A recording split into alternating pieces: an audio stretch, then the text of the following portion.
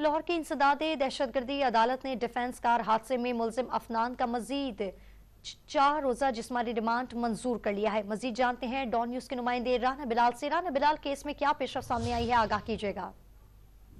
5 दिन का जिस्मानी रिमांड मुकम्मल होने पर मुलजिम अफनान को सख्त सिक्योरिटी में अदालत में पेश किया गया और पुलिस तफ्तीशी की जानिब से मजीद 14 रोजा जिस्मानी रिमांड की इस्तदा की गई और ये कहा गया कि मुलजिम के टेस्ट जो है वो हो चुके हैं, पॉलीग्राफिक टेस्ट भी करवा लिया गया है जिसकी रिपोर्ट आना बाकी है, इसलिए मजीद तफ्तीश के लिए मुलजिम का 14 दिन का जिस्मानी रिमांड दिया जाए। दूसरी जानिब जो मुलजिम के वकील हैं इसरारुल हक एडवोकेट, उनकी जानिब से जिस्मानी रिमांड की मुखालफत की गई और ये भी कहा गया कि मुलजिम जोवेनाइल है, इसको हथकड़ियां नहीं लग सकती। अदालत की जानिब से फरीकान वकला के दलाइल सुनने के बाद मुलजिम अफनान के जिस्मानी रिमांड में अदालत ने 4 रोज की तौसीह कर दी है और आइंदा समाअत तक पुलिस को तफ्तीश मुकम्मल करने की हिदायत की है और साथ ही साथ अदालत ने पुलिस को हुक्म दिया है कि मुलजिम की हथकड़ी खोल दी जाए, क्योंकि